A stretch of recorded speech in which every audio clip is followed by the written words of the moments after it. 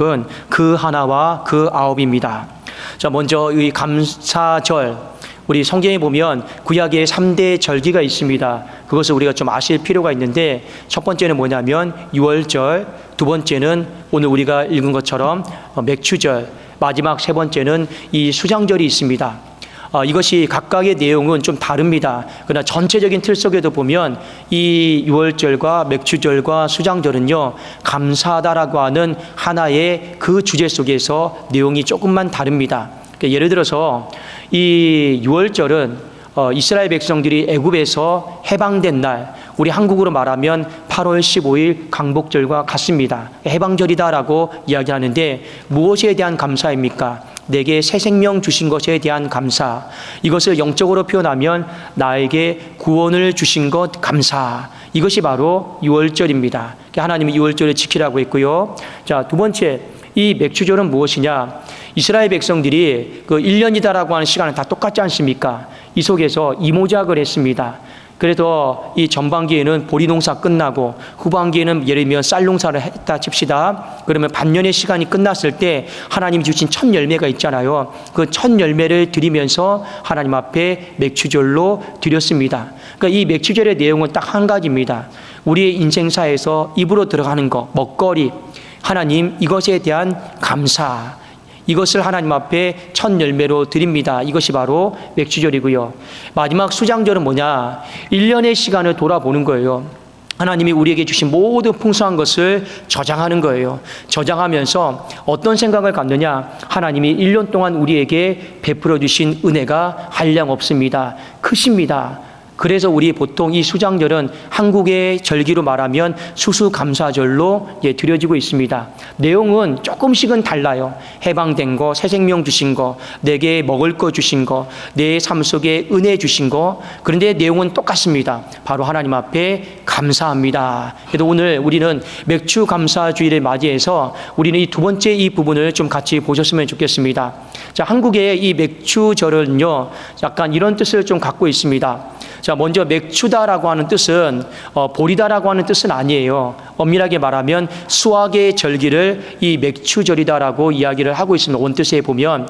근데 이것이 한국의 농경 문화와 잘 맞물려서 우리도 똑같이 이 7월 달에 이 맥추 감사주의를 드리고 있는데, 지금은 그렇지 않습니다. 옛날에는 우리가 전반기 때는 보리 농사를 했어요. 그래서 보리고개다라고 하는 말이 있었죠.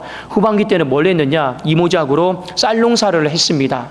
그래서 보리 농사가 다 끝났을 때 그 어간이 언제였냐면 6월 중순이나 6월 말 정도였어요.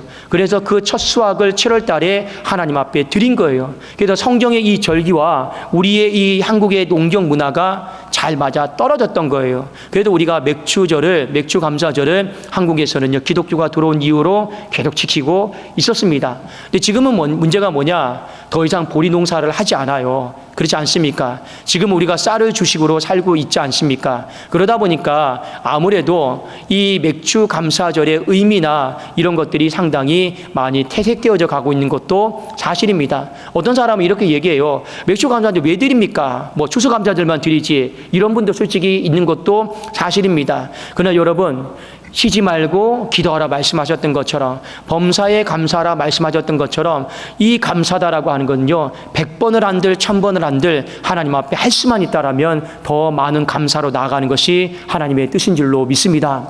그래도 우리 그런 마음으로 오늘 가던 발걸음을 멈추고 오늘 누가복음 본문 속에서 왜 감사가 그렇게 중요한지, 하나님이 우리에게 원하시는 것이 무엇인가를 말씀을 통해 한번 같이 보도록 하겠습니다. 자, 본문으로 돌아가면 예수님께서 예루살렘으로 가시고자 했습니다. 그런데 예루살렘으로 가시고자 했을 때 갈릴리와 사마리아 경계를 지나셨다 말씀하고 있습니다. 머릿속에 좀 그려보십시오. 이 예루살렘은 남쪽에 있어요. 갈릴리는 북쪽에 있어요. 바로 그 아래 경계선상에 사마리아가 있습니다. 그러니까 예수님이 이렇게 걸어가시는 모습을 한번 머릿속에 상상해 보시고요. 자, 이 갈릴리 땅에는 누가 살고 있었느냐? 유대인들이 살고 있었고, 그리고 사마리아 땅에는 사마리아 사람들, 이방인들이 살고 있었습니다. 자, 똑같은 팔레스타인이라고 하는 가나안 땅에 다 살았지만 유대인들은 이 사마리아 땅을 부정한 땅이라고 생각하고 지나가지를 않았어요. 항상 돌아서 갔습니다. 멀어도. 올라갈 때도 마찬가지예요. 예루살렘에서 갈릴리로 갈 때도 사마리아를 지나면 길이 빠르거든요. 그런데 일부러 안 갔어요. 부정한 땅이라 생각하고 돌아서 갔습니다. 그런데 예수님이 사역 가운데 한두 번 정도는 사마리아를 일부러 지나실 때가 있었어요. 이건 왜 그러시냐? 하나님께서 주시고자 하는 메시지가 있거든요. 그 메시지의 내용은 하나입니다. 유대인들은 못하는데 이방인들, 사마리아 사람들은 한 것이 있어요. 그런 경우가 있어요. 바로 오늘 그것이 대표적인데 바로 감사합니다.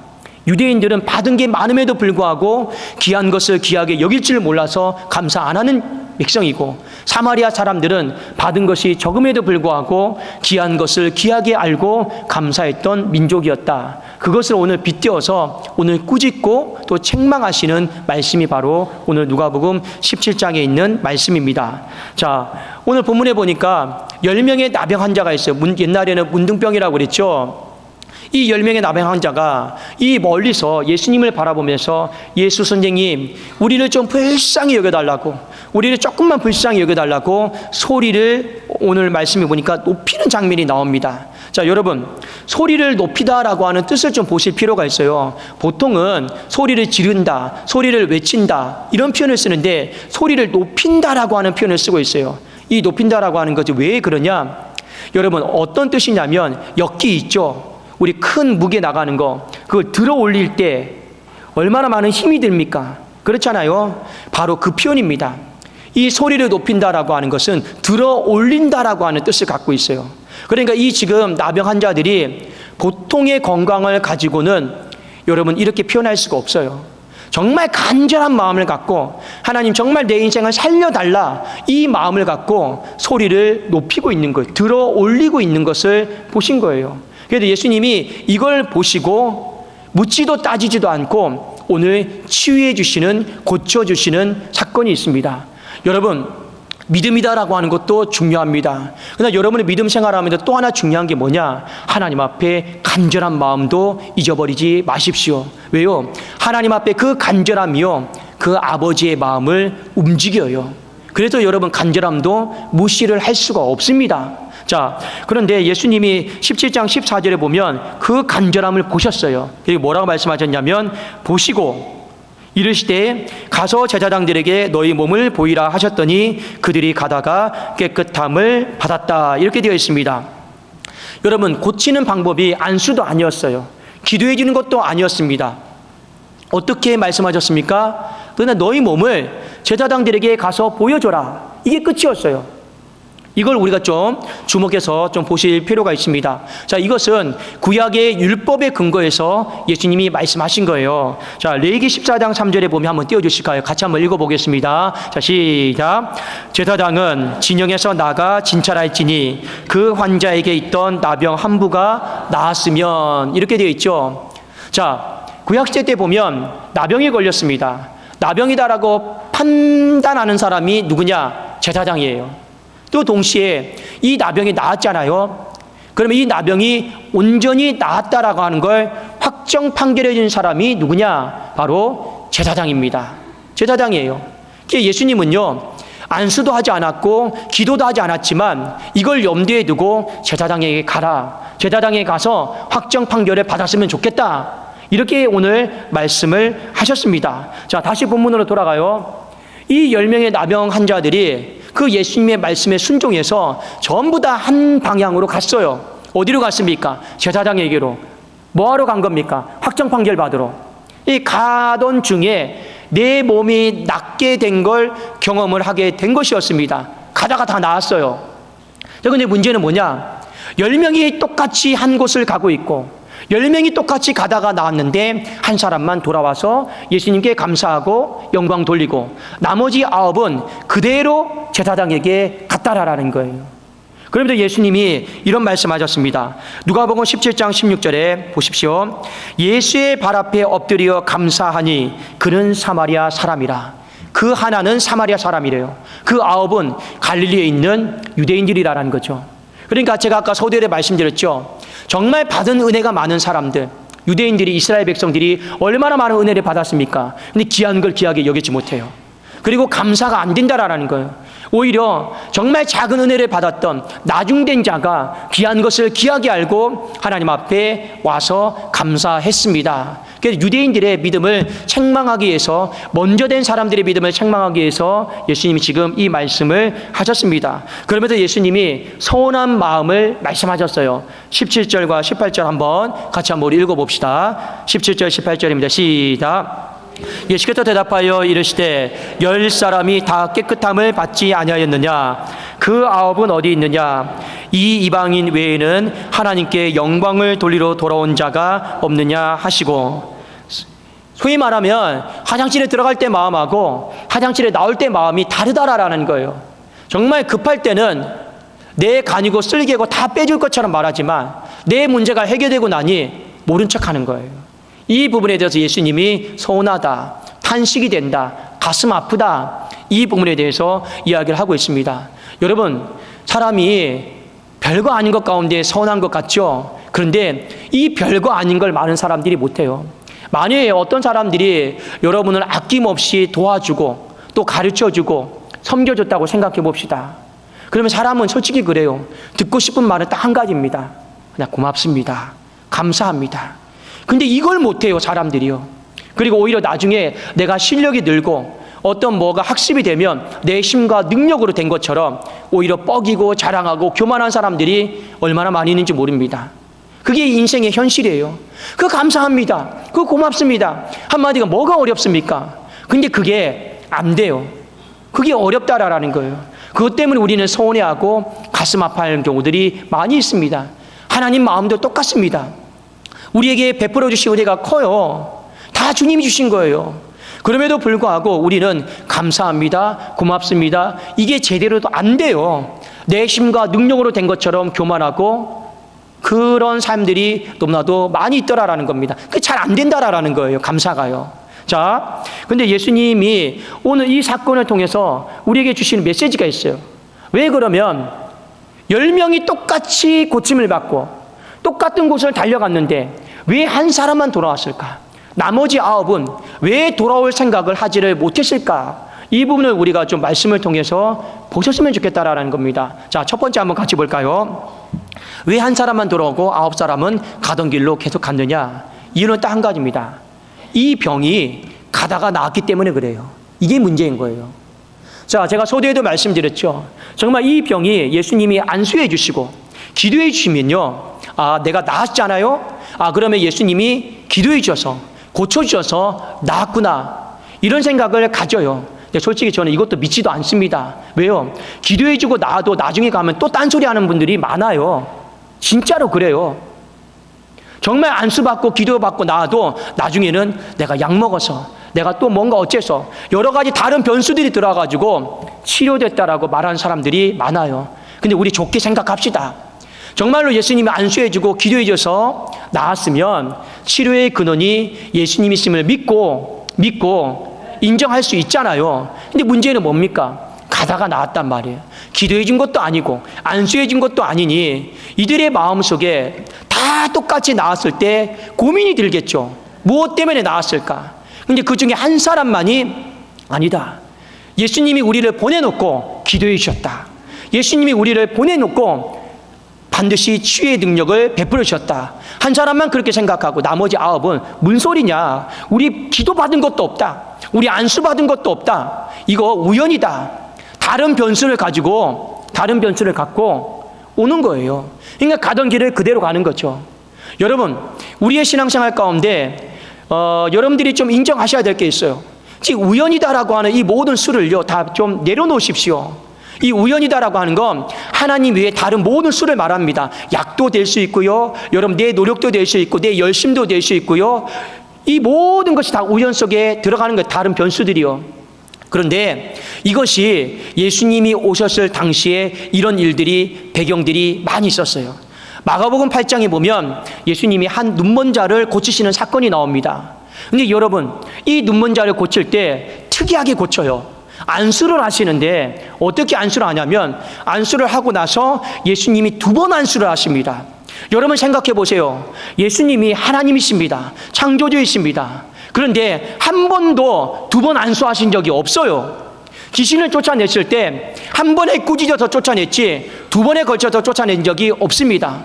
병도 마찬가지예요. 한 번에 다 병을 꾸짖었지, 바람과 풍랑을 꾸짖는 것도 한 번에 다 여러분 잠잠하게 했지 두 번 말씀하신 적이 없어요. 그런데 마가복음 8장에 보면 이 벳세다 눈먼 사람을 향해서 예수님이 두 번에 걸쳐서 안수를 하셨습니다. 자, 처음에 안수하셨습니다. 뭐가 보이느냐? 나무 같은 것들이 걸어다니는 게 보여요. 그러니까 뭔가 보이긴 보이는데 제대로 안 보이는 거, 그 나무가 사람이었거든요. 그러니까 예수님이 어떻게 하느냐? 마가복음 8장 25절입니다. 우리 같이 한번 읽어보겠습니다. 시작. 이에 그 눈에 다시 안수하심에 그가 주목하여 보더니 나아서 모든 것을 밝히 보는지라. 두 번에 걸쳐서 안수했어요. 왜 그러느냐? 이 시대의 문화가, 배경이요, 한 번에 걸쳐서 났잖아요. 그러면 치유의 근원이 예수님이심을 인정을 안 해요. 우연이라 생각해요. 그러니까 예수님이 어떻게 하느냐? 반만 고쳐주는 거예요. 반만 고쳐주고 다시 한번 믿음을 확인하시는 겁니다. 그리고 물어보고 다시 안수하고 고쳐주는 거예요. 그래도 두 번의 안수가 들어가는 겁니다. 왜요? 이 벳세다 사람들, 가버나움 사람들 이미 신앙이 굳어 있어요. 우연이다. 기도받고 나와도 우연이다. 안수받고 나와도 우연이다. 시간 지나면요 다 우연이다 그래요. 그래도 예수님 안 믿으려고 그래요. 그러니까 예수님이 어떻게 합니까? 두 번에 걸쳐서 믿음 확인하고 고쳐주시는 겁니다. 오늘날 우리도 마찬가지입니다. 정말 우리 안에 행하신 일이 주님이 하셨습니다라고 하는 분명한 믿음이 있으면 하나님이 한 번에 고쳐주실 줄로 믿습니다. 근데 문제는 우리 안에 그 믿음이 없어요. 그러니까 예수님이 두 번에 끝내겠습니까? 세 번, 네 번, 100번을 안수 받으라고 하실 수도 있다라는 거예요. 왜요? 내 마음이, 내 믿음이 그것에 대한 확실한 신뢰가 없으니까요. 그건 하나님이 우리의 마음의 중심을 아는 거예요. 그럼 하나님이 99번 물어보고 또 믿음 확인하고 100번 물어보고 또 확인하고 그렇게 고쳐줄지도 모른다라는 거예요. 왜요? 우연으로 생각하니까요. 그런데 이 가다가 나왔던 사람들이 그 당시에 다 그렇게 생각을 한 거예요. 그러니 여러분 굳이 예수님께 돌아갈 이유가 있을까요? 없을까요? 없습니다. 우연이니까요. 그러나 그 한 사람만이 이건 우연이 아니다. 예수님이 기도해 주셔서, 예수님이 중보해 주셔서 나은 것이다 하고 돌아간 것입니다. 여러분 반년의 시간을 돌아보면서 하나님이 여러분들에게 베풀어 주신 은혜들이 있어요. 사랑들이 있어요. 그걸요 우연이라 생각하지 마십시오. 여러분 음수사원이다라고 하는 사자성어가 있습니다. 그게 뭐냐? 이 물을 마실 때마다 물의 근원을 기억한다라는 거예요. 저도 여기 강대상에 물이 올라옵니다. 물을 마실 때마다 이 섬겨주시는 권사님을 기억해요. 축복해요. 그냥 올라온 게 아니잖아요. 그게 바로 음수사원입니다. 여러분의 인생 가운데 물을 마실 때마다 정말로 물의 근원을 기억하는 거, 잊어버리지 않으려고 몸부림치는 게 중요해요. 제가 8월 27일이면 제가 독산동교회 온 지 거의 한 이제 7년째 정도가 되는 날인 것 같습니다. 제가 해마다 이 8월 달 정도가 딱 되면 강단에 꽃꽂이 봉헌을 해요. 의지적으로 매년마다 합니다. 이유는 딱 한 가지입니다. 하나님이 독산동교회에 보내주신 그 은혜를 잊어버리지 않으려고 하는 거예요. 돈이 많아서 여러분 꽃꽂이 강단 화분 봉헌하는 것이 아닙니다. 그 은혜를 잊어버리지 않으려고 그냥 몸부림치는 거예요. 그게 의지의 그냥 표현인 거예요. 그렇게 하지 않으면 나중에 시간 지나면 내가 잘나서, 내가 능력이 탁월해서 목회하고 있다라고 변질될 수 있잖아요. 우리의 인생도 마찬가지입니다. 은혜를 잊어버리지 마십시오. 은혜를 날마다 기억하시면서 주님 앞에 돌아올 수 있는 우리 모두가 되기를, 그 한 사람 되기를 주님의 이름으로 축원합니다. 자, 두 번째, 왜 나머지 9은 제사장에게로 갔어요? 여러분 잘못된 건 없죠? 주님이 가라고 했으니까 간 거예요. 근데 뭐가 잘못되었습니까? 왜 주님은 가라고 해놓고 서운해하시냐라는 거예요. 자, 그러면 왜 한 사람만 돌아와서 칭찬을 받았을까요? 이유는 딱 한 가지입니다. 그들이 왜 제사장에게로 가고자 했던 이유만 아시면 됩니다. 그들이 제사장에게 가고자 했던 이유는 딱 한 가지입니다. 확정 판결 받으려고요. 확정 판결. 우리가 사회생활하면서 법원에 가서 정말 여러분 소송하신 분들은 다 알 거예요. 확정 판결 받아야 다 끝나는 거예요. 확정 판결 받으면 더 이상 소송이 없어요.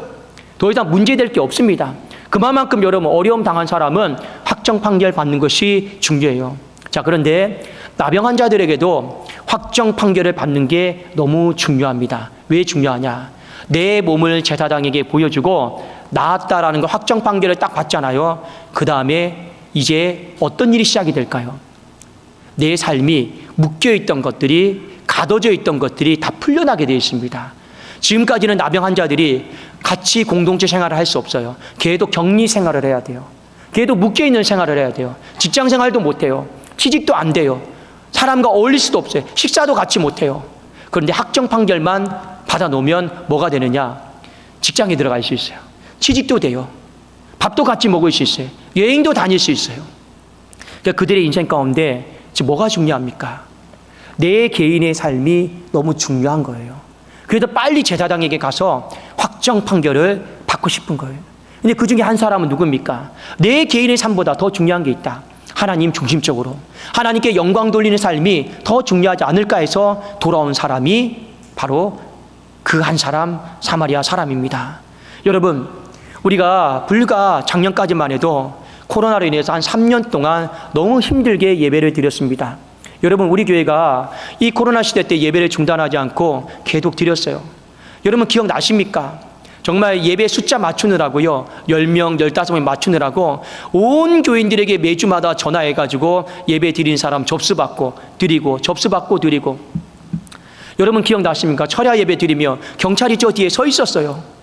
여러분, 우리가 무슨 행사를 하면, 예배를 드리면 구청의 직원이 저 뒤에 문에서 서 있고 시계를 가리키면서 빨리 끝내라고, 빨리 끝내라고 이랬던 3년의 시간이었습니다. 그냥 예배 자체가 불안이었어요. 두려움이었습니다. 자, 그런데 정말 제가 그때 하나님 앞에 마음속에 불타오르는 마음이 있었어요. 하나님, 정말 이 코로나가 끝나면 정말 예배를 누가 감시하지 않고, 누가 터치하지 않고, 시간에 매이지 않고 그냥 그렇게 드릴 수 있는 날이 많이 온다라면 내 마음과 뜻과 정성을 다해서 그렇게 하나님 앞에 예배를 드리고 싶습니다라고, 이 코로나 3년 동안 언제 끝날지 모르니까 이런 마음을 가졌던 때가 있습니다. 정말 이 코로나가 끝나기만 한다라면 내 영과 자유함 속에서 하나님 앞에 예배 드리겠습니다. 근데 코로나가 끝났어요. 죄송한 말씀이지만 코로나가 끝나고 나서 한국교회의 절반은 다 가버렸습니다. 없어져 버렸어요. 다 어디로 갔습니까? 세상으로 가버렸습니다. 내 삶을 찾아서 갔습니다.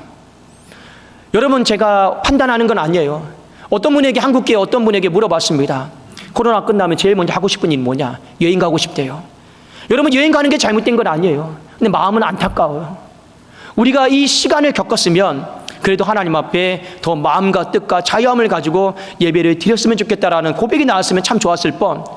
다 내 삶을 찾아갔어요. 지금 그래서 우리 교회뿐만 아니라 한국교회 자체가 여러분 기본적으로 절반은 안 보여요. 다 어디로 갔을까요? 내 삶을 향해서 제사장에게로 다 간 거예요. 다 확정 판결 받으러 다 간 거예요. 그래야지 취직되고, 그래야지 여러분 여행 갈 수 있고, 그래야지 여러분 식사할 수 있고, 그래야지 여러분 내 삶을 즐길 수가 있으니까요. 바로 이 이유 때문에 그렇습니다. 그래도 예수님이 서운해하시는 거예요. 그런데 이 한 사람은 무엇입니까? 내 마음에 여유가 있어요. 어떤 여유냐? 내 삶보다 더 중요한 것은 하나님 중심적으로 살아가는 삶이다. 이 마음에 여유가 있는 거예요. 여러분, 성경에 이런 말씀이 있죠. 먹든지 마시든지 무엇을 하든지 다 하나님의 영광을 위해 하라 했습니다. 나를 위해 먹고 마시고 살아가는 게 아닙니다. 그래서 여러분, 로마서 11장 36절에 바울이 이 부분을 신학적으로 정리를 했어요. 한번 띄워주실까요? 같이 한번 우리 읽어봅시다. 시작. 이는 만물이 주에게서 나오고 주로 말미암고 주에게로 돌아갑니다. 그에게 영광이 세세에 있을지어다. 아멘. 여러분, 지구가 있습니다. 지구가 이렇게 둥그렇게 되어 있죠. 근데 지구가 이 자전축이 있어요. 눈에 보이지 않지만 자전축이 있습니다. 그 축을 중심으로 이렇게 돌아요. 그래서 밤과 낮이 옵니다. 이게 자전축 때문에 그래요.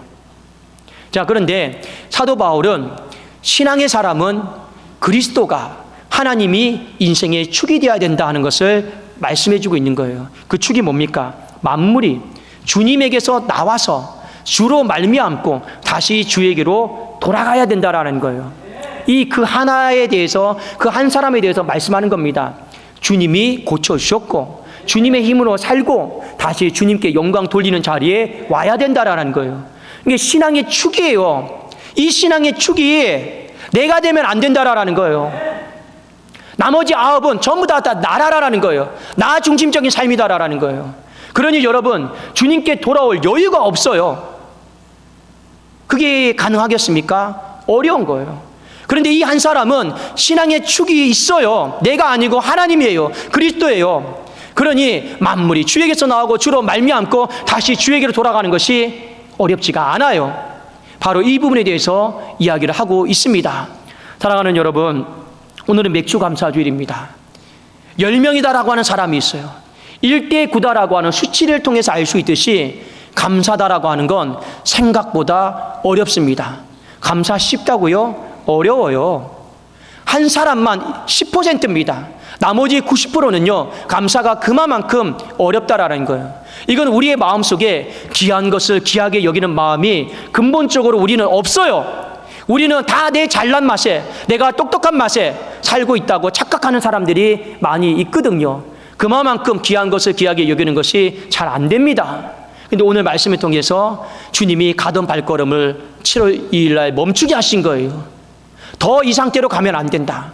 멈춰서 뭐 하러 가는 겁니까? 반년의 시간을 돌아보라라는 거예요. 어떻게요?